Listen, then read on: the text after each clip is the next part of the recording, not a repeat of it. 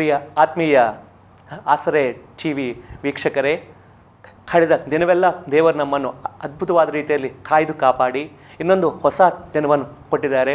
ಬನ್ನಿರಿ, ಈ ಕುಟುಂಬದ ಪ್ರಾರ್ಥನೆಯಲ್ಲಿ ನಾವೆಲ್ಲ ಸೇರಿ ದೇವರನ್ನು ಆರಾಧಿಸೋಣ, ದೇವರ ನಾಮವನ್ನು ಘನಪಡಿಸೋಣ. ಇವಾಗ ಒಂದು ಹಾಡಿನ ಮುಖಾಂತರ ನಾವು ದೇವರನ್ನು ಘನಪಡಿಸೋಣ.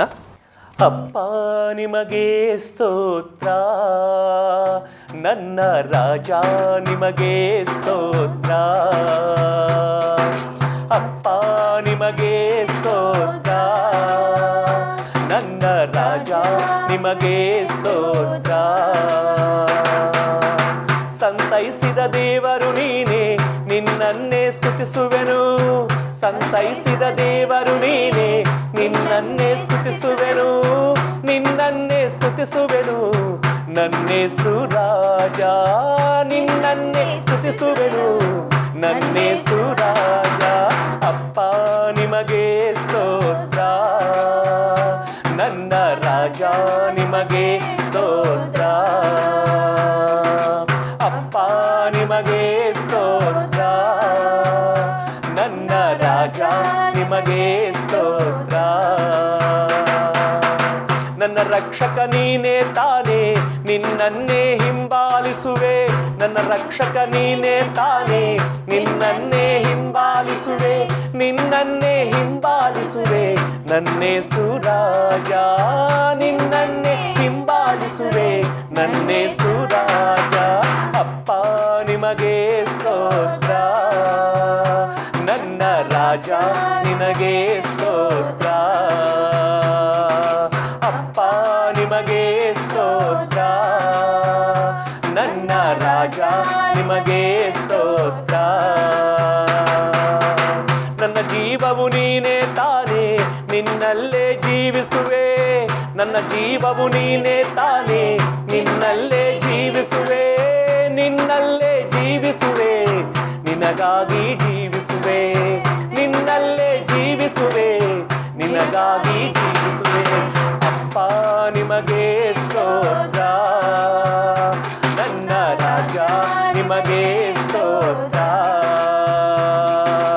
ಅಪ್ಪ ನಿಮಗೆ ಸ್ತೋತ್ರ, ನನ್ನ ರಾಜ ನಿಮಗೆ ಸ್ತೋತ್ರ. ಅಪ್ಪ ನಿನಗೆ ಸ್ತೋತ್ರ, ನನ್ನ ರಾಜ ನಿನಗೆ ಸ್ತೋತ್ರ. ನಾವು ದೇವರನ್ನು ಎಷ್ಟು ಕೊಂಡಾಡಿದ್ರೂ ಸಾಕಾಗೋದಿಲ್ಲ. ಸ್ವಲ್ಪ ಸಮಯ ದೇವರ ವಾಕ್ಯವನ್ನು ಓದಿಕೊಳ್ಳೋಣವೇ. ಫಿಲಿಪಿಯರ್ 4ನೇ ಅಧ್ಯಾಯ 4ನೇ ವಚನವನ್ನು ಸಹೋದರಿಯನ್ನು ಓದ್ತಾರೆ, ನಾವೆಲ್ಲರೂ ಕೇಳ್ಕೊಳ್ಳೋಣ. ಯಾವಾಗಲೂ ಕರ್ತನಲ್ಲಿ ಸಂತೋಷಿಸಿರಿ, ಸಂತೋಷ ಪಡಿರಿ ಎಂದು ತಿರುಗಿ ಹೇಳುತ್ತೇನೆ. ಇಲ್ಲಿ ಅಪೊಸ್ತಲನಾದಂಥ ಪೌಲನು ಸೆರೆಮನೆ ಒಳಗಡೆ ಇದ್ದು ಈ ಫಿಲಿಪಿ ಸಭೆಗೆ ಹರಿಯುವಂಥ ಒಂದು ಮಾತೆ, ಯಾವಾಗಲೂ ಸಂತೋಷವಾಗಿರಿ. ಸೆರೆಮನೆ ಒಳಗಡೆ ಇದ್ದರೆ ಯಾರಿಗೂ ಸಂತೋಷ ಇರೋದಿಲ್ಲ. ಆದ್ರೂ ಸೆರೆಮನೆ ಒಳಗಡೆ ಪೌಲನ ಶರೀರ ಉಂಟು, ಆದರೆ ಆತನ ಒಳಗಡೆ ಕ್ರಿಸ್ತನಿದ್ದಾನೆ. ಆತನ ಸಹವಾಸ ಯಾವಾಗಲೂ ಕ್ರಿಸ್ತನ ಒಡನೆ ಇಟ್ಕೊಂಡು ಸಂತೋಷವಾಗಿ ಇರೋದರಿಂದ ನಾನು ಒಳಗಡೆ ಇದ್ದು ಸಂತೋಷವಾಗಿದ್ದೀನಿ, ಹೊರಗಡೆ ಇದ್ದಂಥ ನೀವು ಇನ್ನೆಷ್ಟು ಸಂತೋಷವಾಗಿರಬೇಕು ಎಂಬ ವಿಷಯ ಇಲ್ಲಿ ನಮಗೆ ಕಾಣ್ತಾ ಇದೆ. ಈ ಲೋಕದಲ್ಲಿ 3 ವಿಧವಾದಂಥ ಸಂತೋಷಗಳು ಉಂಟು. ಒಂದು ಸಹಜವಾದ ಸಂತೋಷ, ಒಂದು ಜಾಬ್ ಅಂದಾಗ, ಒಂದು ಕ್ಲಾಸಲ್ಲಿ ಫಸ್ಟ್ ರ್ಯಾಂಕ್ ಅಂದಿದ್ರೆ ಇದು ಸಹಜವಾಗಿ ಸಿಗುವಂಥ ಸಂತೋಷ. ಎರಡನೇ ಸಂತೋಷ ಇದು ಅಸಹಜವಾದಂಥ ಸಂತೋಷ, ಇದು ದುಡ್ಡನ್ನು ವೆಚ್ಚ ಮಾಡಿದರೆ ಸಿಗುವಂಥ ಸಂತೋಷ. ಈಗ ಮೂರನೇದು ದೇವರಿಂದ ಮಾತ್ರ ಸಿಗುವಂಥ ಸಂತೋಷ. ಇವಾಗ ನಾವು ಈಗ ಅನುಭವಿಸುವಂಥ ಸಂತೋಷ ಏನಂದರೆ ಸಹಜವಾದ ಸಂತೋಷ ಅಲ್ಲ, ಅಸಹಜವಾದ ಸಂತೋಷನೂ ಅಲ್ಲ, ಆದರೆ ದೇವರು ಕೊಡುವಂಥ ಸಂತೋಷ. ಸರಿ, ಈಗ ನಾವು ಯಾಕೆ ಸಂತೋಷವಾಗಿರಬೇಕು ಅಂದರೆ ಈ ಅಧ್ಯಾಯ ನಮಗೂ ಉತ್ತರಗಳನ್ನು ಕೊಡುತ್ತದೆ. 3ನೇ ವಚನ ಓದಮ್ಮ. ಸತ್ಯ ಸಂಯೋಜನೆ ಅವರಿಗೆ ಸಹಾಯಕನಾಗಿರಬೇಕೆಂದು ನಿನ್ನನ್ನು ಕೇಳಿಕೊಳ್ಳುತ್ತೇನೆ. ಅವರು ಕ್ಲೆಮೆನ್ಸ್ ಮುಂತಾದ ನನ್ನ ಜೊತೆ ಕೆಲಸದವರ ಸಹಿತವಾಗಿ ನನ್ನ ಕೂಡ ಸುವಾರ್ತೆಗೋಸ್ಕರ ಪ್ರಯಾಸಪಟ್ಟವರು. ಅವರವರ ಹೆಸರುಗಳು ಜೀವಬಾಧ್ಯರ ಪಟ್ಟಿಯಲ್ಲಿ ಬರೆದವೆ. ಓಕೆ, ಅವರ ಹೆಸರುಗಳು ಜೀವ ಗ್ರಂಥದಲ್ಲಿ ಲಿಖಿತವಾಗಿದ್ದಾವೆ. ಇಲ್ಲಿ ನಾವು ಕೇಳುವಾಗ ಆ ಸ್ತ್ರೀಯರು ಸೇವೆಯಲ್ಲಿ ಸಹಕರಿಸೋದ್ರ ಮುಖಾಂತರ ಅವರ ಹೆಸರುಗಳು ಜೀವಗ್ರಂಥದಲ್ಲಿ ಲಿಖಿತವಾಗಿದೆ. ಇವತ್ತು ನಾವು ಯಾಕೆ ಸಂತೋಷವಾಗಿರಬೇಕು ಅಂದರೆ, ಈ ಲೋಕದಲ್ಲಿ ನಮ್ಮ ಹೆಸರು ಎಲ್ಲೋ ಇದೆ, ಅಲ್ಲಿದೆ, ಇಲ್ಲಿದೆ, ಅದಕ್ಕಲ್ಲ ನಮ್ಮ ಸಂತೋಷ ಜೀವಗ್ರಂಥದಲ್ಲಿ ನಮ್ಮ ಹೆಸರಿದೆ, ಅದಕ್ಕೆ ನಾವು ಸಂತೋಷವಾಗಿರಬೇಕು. ಎರಡನೇದು, ನಾವು ಯಾಕೆ ಸಂತೋಷವಾಗಿರಬೇಕಂದ್ರೆ 5ನೇ ವಚನ ಓದಮ್ಮ. ನಿಮ್ಮ ಸೇರಣೆಯು ಎಲ್ಲಾ ಮನುಷ್ಯರಿಗೆ ಗೊತ್ತಾಗಲಿ, ಕರ್ತನು ಹತ್ತಿರವಾಗಿದ್ದಾನೆ. ಆಮೇನ್. ಕರ್ತನು ಹತ್ತಿರವಾಗಿದ್ದಾನೆ. ಈಗ ಹತ್ತಿರವಾಗಿ ಇರುವಂಥ ವ್ಯಕ್ತಿಗಳಿಗೆ ಗೊತ್ತಾಗುತ್ತದೆ ಸಮಸ್ಯೆ ಏನು ಎಂಬುದು. ನಮ್ಮ ದೇವರು ದೂರದಲ್ಲಿ ಇರುವಂಥ ದೇವರಲ್ಲ, ಹತ್ತಿರವಾಗಿ ಇದ್ದು ನಮ್ಮನ್ನೆಲ್ಲ ವಿಷಯಗಳಲ್ಲಿ ಕಾಯ್ದು ಕಾಪಾಡುವಂಥ ದೇವರಾಗಿದ್ದಾರೆ. ಯಾಕೆ ನಾವು ಸಂತೋಷವಾಗಿರಬೇಕಂದ್ರೆ ನಮ್ಮ ದೇವರು ನಮ್ಮ ಹತ್ತಿರ ಇದ್ದಾರೆ. ಈಗ 3ನೇ ವಿಷಯವನ್ನು 7ನೇ ವಚನ ಓದಮ್ಮ. ಆಗ ಎಲ್ಲ ಗ್ರಹಿಕೆಯನ್ನು ಮೀರುವ ದೇವಶಾಂತಿಯು ನಿಮ್ಮ ಹೃದಯಗಳನ್ನು ಯೋಚನೆಗಳನ್ನು ಕ್ರಿಸ್ತ ಯೇಸುವಿನಲ್ಲಿ ಕಾಯುವುದು. ಆಮೇನ್. ದೇವ ಶಾಂತಿ. 3ನೇದು ಯಾಕೆ ನಾವು ಸಂತೋಷವಾಗಿರ್ಬೇಕಂದ್ರೆ, ನಾವು ಯಾವ ವಿಷಯಕ್ಕೆ ಚಿಂತೆಯನ್ನೇ ಮಾಡುತ್ತಾ ಕೂಡದೆ ಎಲ್ಲ ವಿಷಯಗಳಲ್ಲಿ ಕೃತಜ್ಞತಾ ಸ್ತುತಿಗಳನ್ನು ದೇವರಿಗೆ ಸಲ್ಲಿಸ್ತಾ ಇರಬೇಕಾದ್ರೆ ಆವಾಗ ದೇವ ಶಾಂತಿ ನಮಗೆ ಸಮೃದ್ಧಿಯಾಗಿ ಸಿಗುತ್ತದೆ. ಯೇಸು ಕ್ರಿಸ್ತನು ಹೇಳಿದನಲ್ವಾ, ನಾನು ಶಾಂತಿಯನ್ನು ಕೊಡಲು ಈ ಲೋಕಕ್ಕೆ ಬಂದಿದ್ದೀನಿ, ನನ್ನ ಶಾಂತಿಯನ್ನೇ ಕೊಡಲು ಈ ಲೋಕಕ್ಕೆ ಬಂದಿದ್ದೀನಂತ. ಇವಾಗ ಆ ಶಾಂತಿ ನಮಗೂ ಸಿಗ್ತಾ ಇದೆ, ಅದಕ್ಕೂ ನಾವು ಸಂತೋಷವಾಗಿ ಇರಬೇಕು. ಈಗ 4ನೇ ವಿಷಯ ಯಾಕೆ ನಾವು ಸಂತೋಷವಾಗಿ ಇರಬೇಕಂದ್ರೆ 9ನೇ ವಚನ ಓದಮ್ಮ. ನೀವು ಯಾವುದನ್ನು ನನ್ನಿಂದ ಕಲಿತು ಹೊಂದಿದಿರೋ ಮತ್ತು ಯಾವುದನ್ನು ನನ್ನಲ್ಲಿ ಕೇಳಿ ಕಂಡಿರೋ ಅದನ್ನೇ ಮಾಡುತ್ತಾ ಬನ್ನಿರಿ. ಹೀಗೆ ಮಾಡಿದರೆ ಶಾಂತಿದಾಯಕನಾದ ದೇವರು ನಿಮ್ಮೊಂದಿಗಿರುವನು. ಆಮೆನ್. ಶಾಂತಿಯನ್ನು ಕೊಡುವಂಥ ದೇವರು ಯಾವಾಗಲೂ ನಮ್ಮೊಂದಿಗೆ ಇರುವವರು.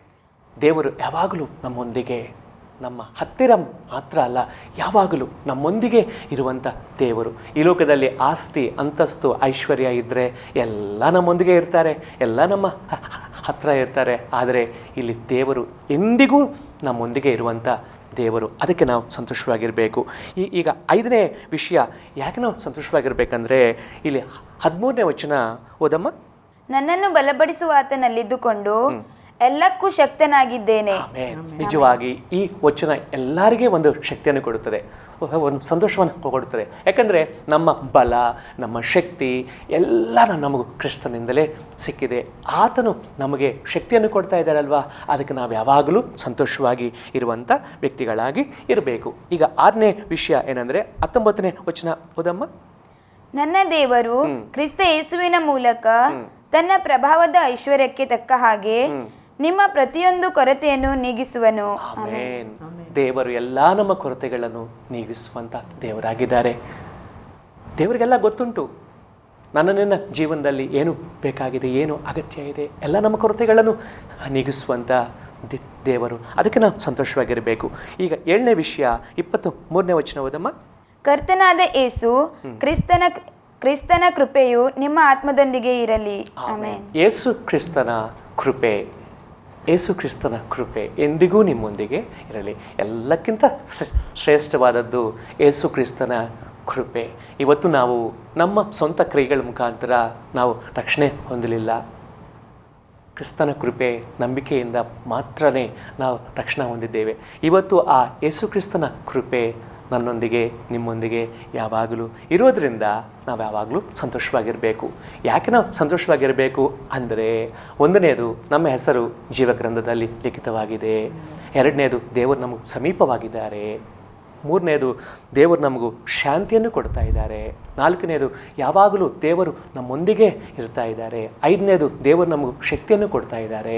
ಈಗ 6ನೇದು ಎಲ್ಲ ನಮ್ಮ ಅಗತ್ಯಗಳನ್ನು ಪೂರೈಸ್ತಾ ಇದ್ದಾರೆ.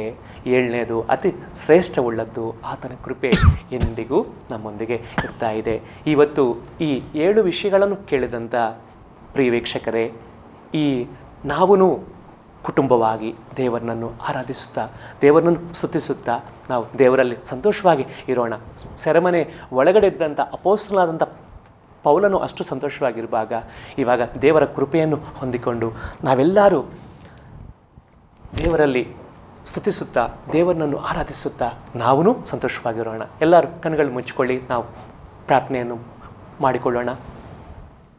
ಸರ್ವಂತನೇ ಕೃಪಾನಿಧಿ, ಸರ್ವ ಸೃಷ್ಟಿಕರ್ತನಾದಂಥ ದೇವರೇ, ಸಮಸ್ತವನ್ನು ಉಂಟು ಮಾಡಿದಂಥ ನಮ್ಮ ರಕ್ಷಕ, ಹೌದಪ್ಪ, ಇವತ್ತು ಈ ಕುಟುಂಬ ಪ್ರಾರ್ಥನೆಯಲ್ಲಿ ಅಯ್ಯ ಸೇರಿ ಬಂದಿದಂಥ ಎಲ್ಲ ವೀಕ್ಷಕರನ್ನು, ಅವರ ಕುಟುಂಬಗಳನ್ನು, ದೇವ ಕುಟುಂಬ ಸದಸ್ಯರನ್ನು, ಎಲ್ಲರನ್ನೂ ನಿನ್ನ ಅದೃಶ್ಯವಾದ ಹಸ್ತಗಳ ಮುಖಾಂತರ ನೀನು ಆಶೀರ್ವದಿಸಪ್ಪ.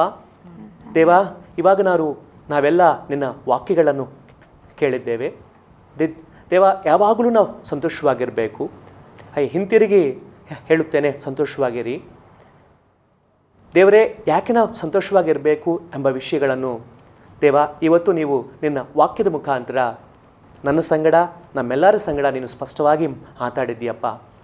ಆ ವಿಷಯಗಳನ್ನು ಮತ್ತೆ ನಾವು ಚೆನ್ನಾಗಿ ಅರ್ಥ ಮಾಡಿಕೊಂಡು ಹೃದಯ ಒಳಗಡೆ ಇಟ್ಕೊಂಡು ನಾವು ಅದು ಧ್ಯಾನಿಸಿ ನಾವು ಅನುಸರಿಸುವಂಥ ವ್ಯಕ್ತಿಗಳಾಗಿ ನಮ್ಮೆಲ್ಲರನ್ನೂ ದೇವ ನೀನು ಸಂಧಿಸಪ್ಪ.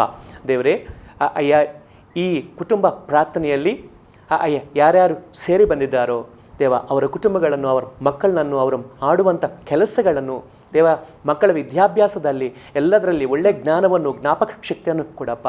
ಯಾರ್ಯಾರು ಅಸ್ವಸ್ಥತೆಯಾಗಿ ರೋಗಗಳಿಂದ ಸಮಸ್ಯೆಗಳಿಂದ ಸಿಕ್ಕಾಕೊಂಡಿದ್ದಾರೋ ದೇವರೇ, ಅವರನ್ನೂ ನಿನ್ನ ಕೃಪದಿಂದ ನೀನು ಆಶೀರ್ವದಿಸು.